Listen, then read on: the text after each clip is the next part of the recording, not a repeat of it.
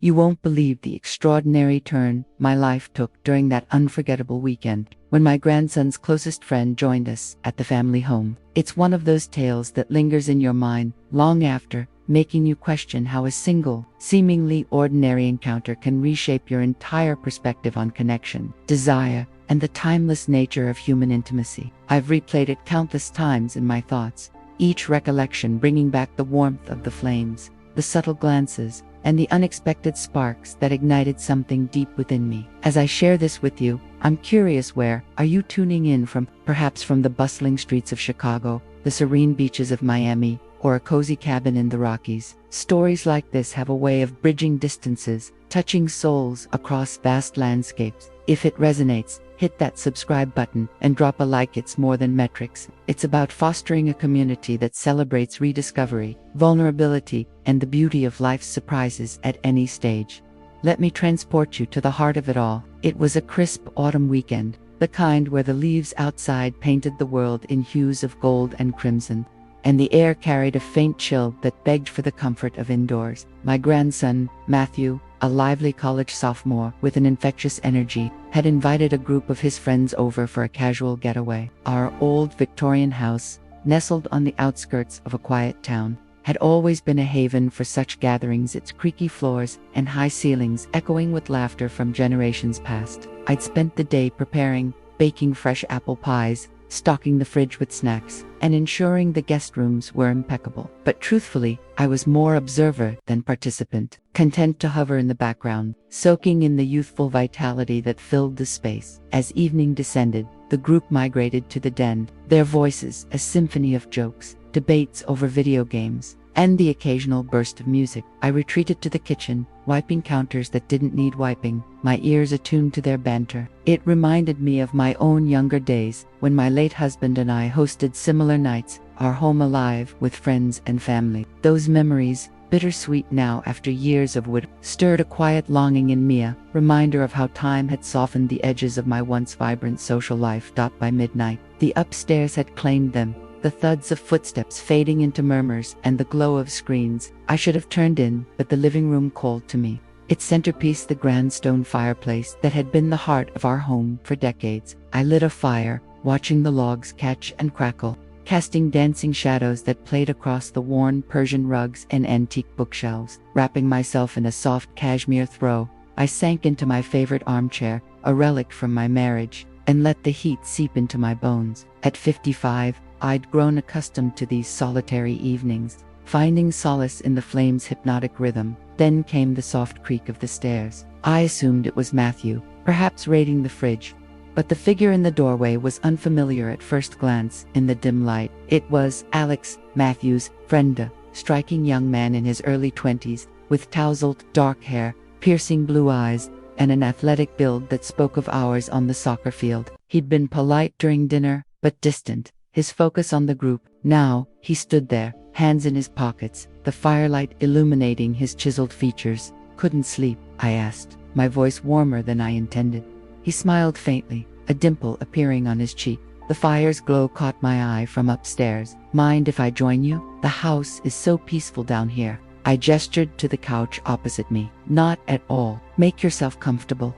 He settled in, stretching his long legs, and for a moment, silence enveloped us like a shared secret. The fire popped, sending sparks upward, and I stole glances at him, curious about this young man who seemed both confident and introspective. He wasn't like Matthew's other friends, who were all boisterous energy. Alex had a quiet depth, as if he carried stories beneath his surface. It was he who broke the quiet. "Matthew's always raving about this places. It's like stepping into a time capsule. And about you. He calls you the family's anchor."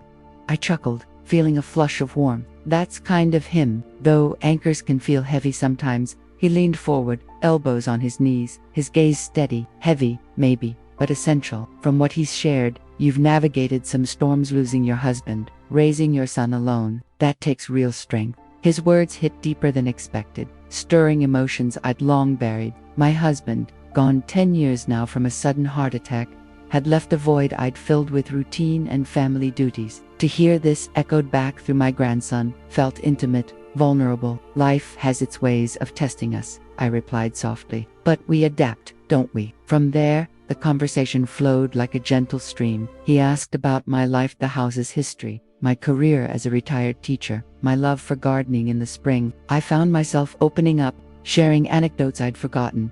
The time my husband and I danced in this very room during a power outage, or how I'd once dreamed of traveling the world, but chose stability instead. Alex listened intently, his eyes never wandering, nodding at just the right moments. It was refreshing, this undivided attention from someone so young.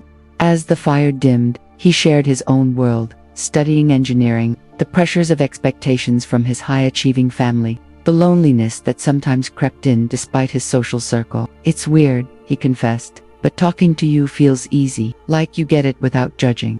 I smiled, touched. Age brings perspective, I suppose, but you're wise beyond your years.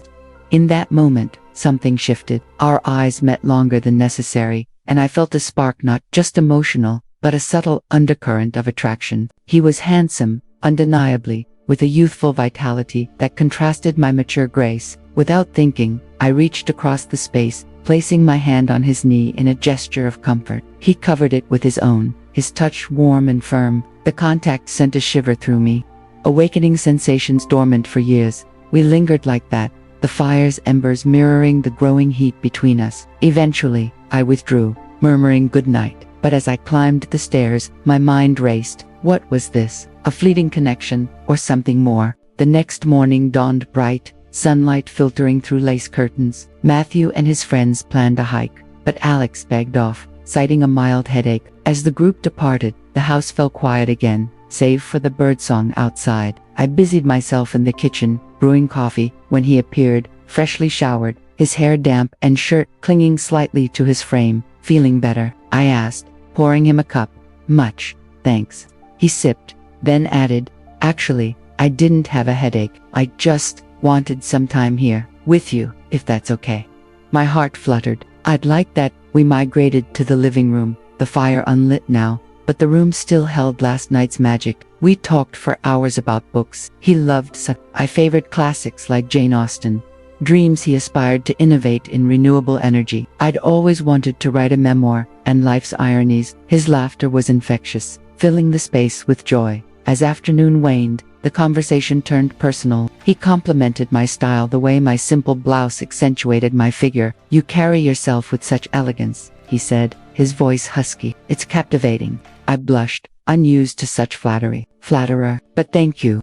Emboldened, he shifted closer on the couch. No, really, your curves, they're beautiful. The way your blouse hugs you, it's mesmerizing, especially here. He gestured vaguely toward my chest, his eyes respectful yet intense. Your breasts look so soft, so inviting. I've been trying not to stare, but may I touch, just gently? I don't want to make you uncomfortable. My breath caught, a mix of surprise and arousal washing over me. It had been ages since anyone had seen me this way, desired me. With a nod, I whispered, yes, Alex, gently. His fingers traced the fabric lightly, sending electric pulses through my body. The touch was tender, exploratory, igniting a fire within. We leaned in, our lips meeting in a soft kiss that deepened, his hands roaming with consent, cupping and caressing. They're perfect, he murmured against my skin. So full, so responsive. The intimacy built, clothes shifting aside as we explored each other, breaths mingling in passionate whispers. It was a dance of rediscovery, my body awakening to his youth, his to my experience. We pulled back eventually, hearts pounding, sharing a knowing smile. The rest of the day blurred into more talks, walks in the garden where he held my hand, and stolen glances that promised more. That evening, with the group back, we maintained decorum, but under the dinner table, his foot brushed mine, a secret code. Later, by the fire again, alone once more, the romance escalated. I can't stop thinking about you, he confessed, pulling me close. His compliments flowed. Your skin is like silk, your breasts so alluring, I want to worship them. With permission, he kissed and touched, our bodies entwining in a symphony of moans and sighs. We made love slowly, respectfully, the fire witnessing our union, a blend of tenderness and passion that left us breathless. The following days unfolded similarly, mornings of shared breakfasts where he'd sneak compliments about my figure, afternoons of deep conversations laced with flirtation, evenings of intimate explorations. He praised my maturity, how my body told stories of life lived fully. Your hips, your thighs, they're intoxicating, he'd say, his hands mapping them with reverence. We'd experiment, gently kisses, trailing lower, touches becoming bolder, always with mutual consent. One night, under the stars, on the porch, he whispered fantasies, his words painting vivid pictures that we brought to life indoors. By the weekend's end, the bond was profound. As he prepared to leave, tears welled. "You've awakened me," he said, kissing me farewell. "Thank you for showing me true connection and desire." Driving away, I reflected in the empty house. This wasn't just a fling. It was a rebirth. At 55, I'd rediscovered passion, proving age is no barrier to love's fire.